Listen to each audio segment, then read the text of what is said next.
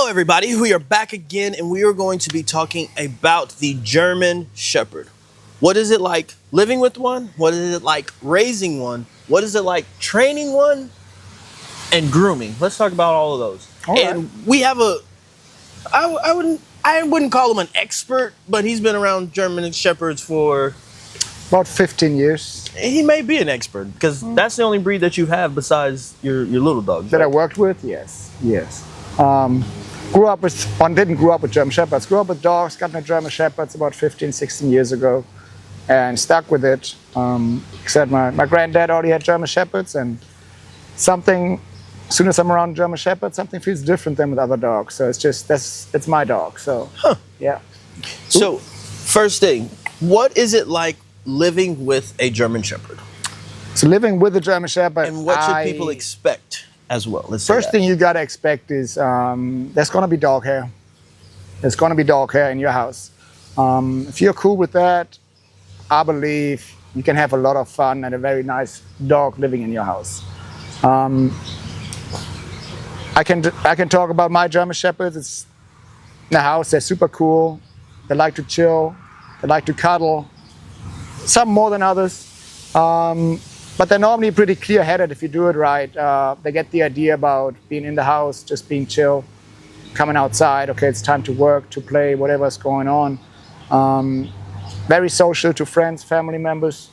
No issues on any of those. So if I have to go somewhere, I feel confident to have people who my dogs know come into the house and watching them, feeding them, taking care of them, and they can actually stay in the house, protect the house. We'll still identify if there is somebody in the house who shouldn't be there. Since if you get a shepherd from good lines, a good German Shepherd, they are pretty clear-headed and they know who's supposed to be there and who's not.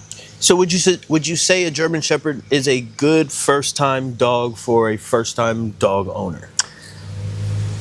I believe yes. I do not believe that you should get immediately a very high-driven one. We call it crackhead, idiot, whatever you want to call it. Mm-hmm. We love those dogs. If you know how to handle them, they're pretty cool dogs, and they turn into even better dogs once they're trained. But as a first dog, I would probably say you can get one, but do your research and do not get one of those crackheads. Yeah. And then find a trainer. Find a trainer, a good breeder, an honest breeder. Where we come to the next thing, German Shepherds, the black market, money breeder, backyard breeder, whatever you want to call it, is very big, especially German Shepherds. Yep, they're a popular dog. There's not really a regulation out here. And so if somebody is trying to get a German Shepherd, what should they ask a breeder? What are some key questions? When I got into it, first thing I check is the health. If you can't even provide me any health certificates or proof that the parents are healthy, stay away from it. And what are they checking? Isn't it like DM? The biggest thing is the DM, the hips, elbows. Or most people, especially hips and elbows, is like one of the biggest things. In Europe, to be honest, they don't care too much about DM. The Europeans, they're like, well, I mean, over there, they're a whole lot more selective about their breedings. Yes. So they don't usually have as many issues with the hips. But if you want to buy a dog from Germany, they don't care about DM. Yeah. So over here, DM is a big thing. Hips, elbows is anywhere you go, German Shepherds, because that's one of the things everybody knows. If you have a Shepherd, I don't want to deal with hip and elbow dysplasia. You don't have to. I'll be honest, you don't have to if you pick the right dog. That's what people don't get. Not every German Shepherd is going to have hip and elbow issues. So my parents, they all get x-rayed at a certain age before they get bred in anything. They get scored by professionals. They get a rating. And they will tell you, hey, there are signs of hip dysplasia. There are signs of elbow dysplasia. This dog will probably have some hip issues in a few years. As soon as you get results like this, I'm not breeding that dog because it's genetics. Mm-hmm. It's going to transfer over to the next dog. I'm not saying if you have a dog where parents have hips, elbows good, DM free, that this dog won't have any health issues. Yeah. You can't guarantee health. A health guarantee, people always ask me, you have a health guarantee? I'm like, I guarantee you by the time you get that dog is healthy. And I give you all the proof that you want and that you need. I can't promise you what's happened afterwards because I don't know, is your dog going to get an infection somewhere and things happening? I don't know if that dog is 8 weeks old and you let him jump from a 5-foot fence and he's going to mess up something and has bad hips or whatever's going to happen. I don't know. I can give you the baseline and the foundation for a healthy puppy. It's still up to the owner to do this, to support it, which is a first dog owner, German Shepherd. It's different than other breeds because of hip elbow, so you got to be a little bit more cautious what you're doing. But it's a baby, treat it like your own baby. You know, you're a little careful with here and there, but yeah, so that's one thing. It's really, really big in German Shepherds: the hips, elbows, DM. So if you look first for your first dog, make sure it's got all this cleared up. Once you know the parents are healthy, then I would look at the whole setting from the breeder, see how the dogs act with the breeder. If you see their kennels and the dogs don't even want to be around the guy who's selling the puppies, might be a red That's flag. a clear sign that they probably don't want to get that dog. All right, let's talk about the weight. So everybody's like, I want a 100-pound German Shepherd. Yeah. And I mean, you and I both know that's not a real thing. That's an American German Shepherd, yeah. So where I learned from, where I came from Germany, we don't breed 100-pound German Shepherds. Like all my German Shepherds, they're good-sized Shepherds, and I like to keep mine between 60, 65, maybe 70, 75. At the very max, if he's a big boy, he might hit the 80 pounds, but I'm definitely not going to go anywhere. I don't want any Shepherd higher than heavier than that. Yeah, I'm trying to think. Out of all of the Shepherds that you've had over the last couple of years, I don't think any of them have been over 80 pounds. I mean, we had some tiny ones. Yeah. I mean, we had like, what was it? Akira is tiny. Was she like 60? And then little A, Yeah. and then big A. Aria was tiny. Yeah. So I mean, but they're agile. And even Bane, like Bane's probably what, maybe 65 pounds or so. Yeah. Yeah. I mean, he looks a lot bigger than he is, but I mean, it's just starting to fill out a little bit. And that's one thing you also got to do with your dogs. Like, don't overfeed them when they're fucking puppies, like, because you're gonna ruin them. Yeah. I mean, I heard people saying, "Oh, I'm going to feed my puppy a lot because I want it to be big." Don't do it. Don't do it. It's like, no, your dog's gonna be fat. Again, hips, elbows, Shepherds, keep their weight. Like we normally say, if the dog breathes in or runs, you want to see like the last 3-4 ribs just shining through. Your dog has a healthy weight. So don't make it fat. Don't make it too skinny. Keep a good and healthy weight. And then what is a good diet for a German Shepherd? I mean, people have different preferences. It's hard to say. I would just say, make sure it's quality. There's quality kibble out there. There's shitty kibble out there. There's quality fresh food they order delivered to your house, and there's shitty fresh food, and the same with raw dog food. I'm actually about to transition my dog over from kibble over to some raw food. All my dogs get table scraps. All my dogs get human food. If it's not bad for the dog, my dogs get it. That's fair. I think it's important that your dog is not just used to one kind of food, one piece of food, because they're going to eat everything out there anyways. You might as well get them used to as puppy that their stomach is used to deal with different stuff instead of getting sick, and as soon as they get their treat from somebody, even they're not supposed to, and the dog has diarrhea for 2 days. Yeah. And Shepherds do eat a lot of shit that's laying around, right? I mean, my Shepherd just ate a whole box of rubber gloves. About 75 rubber gloves together with the packaging. She's pooping rubber gloves for about 2 weeks now. I pulled one out. Oh, man.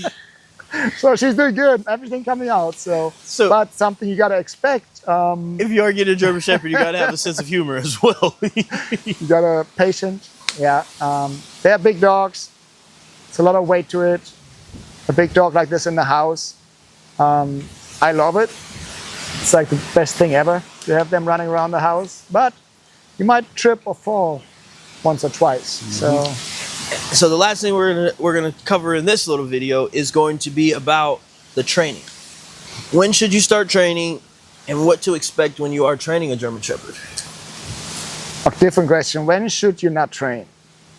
So training starts as soon as I got that dog, which doesn't mean leash pressure, collar, obedience. Training starts as soon as you have it. Every day is training. Training can be regular, simple rules in the house. You can't come in this room. You can't jump on the bed. It's already training. You teach the dog. 8 weeks old, it's just a lot of food stuff. Luring, imprinting certain behaviors, like you teach the puppy how to follow your hand, how to follow food, how to take food out of your hand without... Yep. Shepherds, they grow pretty big, and if you have a shepherd who just likes to eat, they're gonna take your whole hand in your mouth, and you're like, god damn it. But stuff like this when they're very young. And I think the most important training you can do, not just German Shepherds, but any dog, is socialize your dog. Take it out, get him especially introduced, because German Shepherds, if you get a good German Shepherds, they will be protective, they will be cautious who's coming to the house. Introduce them to friends, family, people that you maybe call one day and say, hey, I gotta go out of town. Can you watch my dog? If you never introduced your dog to anybody, and hey, it's up to you. I don't like to take my dogs to shelters. I've never taken any of my dogs, or a boarding facility. I've never taken any of my dogs ever to a boarding facility, because I'm confident I have people that are able to handle my dogs, no matter which one it is. So that's, I think, one of the most important things. And environmentally, like some German Shepherds, they might be even from the best lines you can get, but they might be a little spooky. Shepherds like to be a little spooky. They're like, what is that? I don't know. So those are things you want to work on when they're little. Yep. Address, it's not that your dog is not good. You want to find those issues at the very beginning so you can fix them before they become a big issue. And then one more bonus thing. Most people get a German Shepherd for protection. How early should they expect a German Shepherd to be a protection dog? And then what we normally hear is, oh, it's a German Shepherd, he'll do it on its own. Yeah. He'll just do it naturally. You mean the natural protector? Is that a myth? Is that true? Well, I believe there are some dogs out there that will actually protect and bite for real without any training. But that's what, 2 out of 10? Yeah, and most of the time it's not happening. And a lot of times those dogs are actually accidental bite where the dog shouldn't have bit. Yep, fear biters. The dog still bit, protected, out whatever reason at all. I don't know, fear, overstim, whatever it is. But if you don't teach your dog to properly protect yourself, or protect you, itself, family, it will probably not happen. And if it happens, it might happen for the wrong reason, and you're going to end up in jail. Because I'll sue you if your dog bites me for no reason. Or your dog gets put down. But yeah, your dog gets put down, the family's going to cry, your kids are going to hate you. It's like there's a lot of things going into it. Yeah. So, and training takes time. I mean, Dex is now, I think, about 4 years old. It's been 3 years of training, and he is far from being done. Do I trust him? More and more. Is he fully trained? No, he's not. And it's the same with humans. Even it doesn't matter what job you start. If you don't use it, you lose it. There's at least once a month you get that email saying, hey, that's the training you got to do. Continuing education. Right? And it's the same with dogs. It's never going to stop. You got to work on yourself. You got to work on your dog. You got to make yourself better. You got to make the dog better. And dogs are lazy. They will, oh, we haven't done that for 2 weeks. I don't even know how to do that anymore because I thought I don't have to do it anymore. Yep. They're never going to use more energy than they have to get the desired result. Then back to training is every day. Yep. You take your dog on a walk, it's training. If you let him pull you, you teach him to pull. Yep. Unless you have a command for it. So if you are thinking about getting a German Shepherd, make sure you do some research about the hip, elbows, wherever you're getting your dog from. Make sure you don't mind being covered in hair because you're going to have hair everywhere, but you can get like a lint roller and you can brush them a couple of times, and that it still doesn't help people. Let's just be honest. It doesn't help. You're going to have hair in your house. You're going to have hair in your house. So if you are getting German Shepherd, be prepared for that.